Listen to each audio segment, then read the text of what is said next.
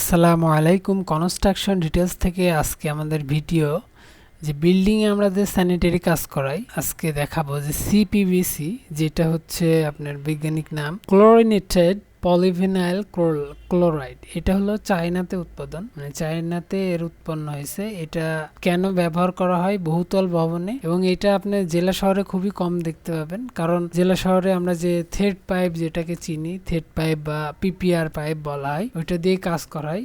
CPVC এটা খুবই কম। এই পাইপ কেন ব্যবহার করব আর এই পাইপের ব্যবহারের সুবিধাগুলো কি, সেটা নিয়ে আজকে আমাদের আলোচনা। এই পাইপটা মূলত আপনারা বড় বড় ইন্ডাস্ট্রি এবং যেখানে গরম পানি, মানে সবসময় গরম পানি ইউজ করা হয়, সেই জন্য এই পাইপটা ব্যবহার করা হয়। এই পাইপটা মূলত গরম পানি, এই যারা গিজার চালায় তাদের জন্য এই পাইপটা বেশি ব্যবহৃত। তো এই পাইপগুলো আমাদের দেশে এখন তাপমাত্রা দিন দিন বৃদ্ধি পাচ্ছে। তাপমাত্রা বৃদ্ধির পরে আমাদের টেম্পারেচার অনেক বেড়ে গেছে আগের তুলনায়। পাইপের ভিতরে আপনার পানিগুলো আরো বেশি, মানে টেম্পারেচার মনে হয় যখন আপনি দেখবেন পাইপের পানি আসতেছে আরো গরম। তো এই সিপিভিসি ব্যবহারের মূল কারণ হচ্ছে এইগুলো সহজে ব্যবহার করা যায় এবং পানির টেম্পারেচার গুলো ঠিক থাকে, এবং এই পাইপের ফিটিং খুব সহজে করা হয়। এই আপনারা দেখতে পাচ্ছেন যে আঠা দিয়ে এইগুলো সাধারণত ফিটিং করা হয় আঠা দিয়ে, এবং এখানে আমরা যে জিআই ফিটিং গুলো ইউজ করি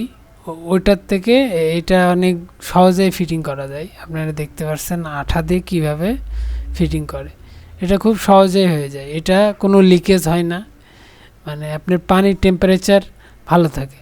এবার এর সুবিধাগুলো আমি বলি। এই পাইপটাই ফ্লেক্সিবল এবং এর দীর্ঘস্থায়ী হয়। এই পাইপের ভিতরে কোনো জং ধরে না। এটা হলো কেমিক্যাল প্রতিরোধী।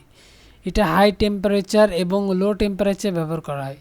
যেমন হাই টেম্পারেচার আপনি, এটা হলো সর্বোচ্চ 200 ফারেনহাইট বা 93 ডিগ্রি সেন্টিগ্রেড তাপমাত্রা। এটা হলো গলবে না, বা এটা 93 ডিগ্রি সেন্টিগ্রেড তাপমাত্রা বহন করতে, সে আর্দ্রতায় সে ধরে রাখতে পারবে। কিন্তু আপনি এখানে থ্রেড পাইপ পারবে না, কারণ থ্রেড পাইপ যতই মোটা হোক, কিন্তু যদি অতিরিক্ত গরম হয় সেই পানিটা থ্রেড পাইপ আস্তে আস্তে ওই যে লিকেজ হয়, হ্যাঁ, ওই যে গলে যায়, থ্রেডের জায়গায় সমস্যা হয়ে যায়। কিন্তু এই সিপিভিসি পাইপে কোনো সমস্যা হয় না। এটা আপনার বাইরের আর্দ্রতা ভিতরে ঢুকতে দেয় না এবং ভিতরে আর্দ্রতাকে ঠিক রাখে। এ পানির গুণাগুণ মানও ঠিক রাখে। এখানে আপনার পানির কোনো গন্ধ হয় না। এমনি সাধারণত দেখবেন যে অনেকক্ষণ পাইপে পানি থাকলে আপনি বেশি ইউজ না করলে সে পানিটা অন্যরকম একটা গ্যাস হয়ে যায়, কারণ বাইরের হিটে পানিটাও হিট হয়ে তখন ওর ভিতর একটা গ্যাস তৈরি হয়। সাধারণত এই পাইপগুলো হচ্ছে গিজারের লাইনের ক্ষেত্রে ব্যবহার করে থাকে। তো আমরা জেলা শহরে যেগুলোতে, এগুলোতে খুবই ইউজ কমই হয়, তখন বর্তমানে আস্তে আস্তে সব জায়গায় হচ্ছে।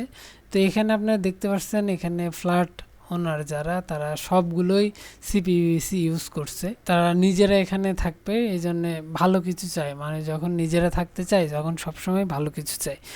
এই পাইপটার দাম অন্য আপনার থ্রেড পাইপের চেয়েও দামটা বেশি। এটা হলো আপনার 50 থেকে 70-এর ভিতরে স্কোয়ার ফিট পাবেন।